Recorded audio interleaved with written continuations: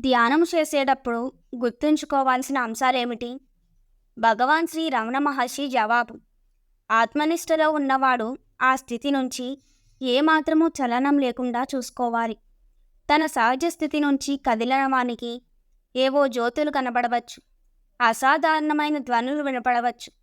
వీటి వల్ల మోసపోకూడదు, తనని తాను మరవకూడదు. ధ్యానం ఎట్లా చెయ్యాలి? నిజానికి ధ్యానం అంటే ఆత్మనిష్ట.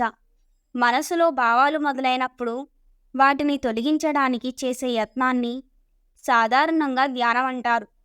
ఆత్మనిష్టయే నీ సహజ స్థితి. నీవు నీవుగా ఉండు, అదే లక్ష్యం. భగవాన్: నేను ధ్యానం చేసేటప్పుడల్లా నా తల వేడెక్కుతోంది, ఒళ్ళంతా మండుతుంది. దీనికి మందేమిటి? మెదడుతో ఏకాగ్రతని చేస్తే వేడేమి, ఒక్కోసారి తలనొప్పి కూడా కలుగుతాయి. ఏకాగ్రతని హృదయంలో చేయాలి. అప్పుడు చల్లగా, హాయిగా ఉంటుంది. ప్రశాంతంగా ఉండు. నీ ధ్యానం తేలిక అవుతుంది. నీ మనస్సుని నిశ్చలంగా ఉంచు. ఏమైనా ఆలోచనలు వస్తే వాటిని మృదువుగా, నెమ్మదిగా తొలగించు. త్వరలోనే కృతార్థుడవుతావు.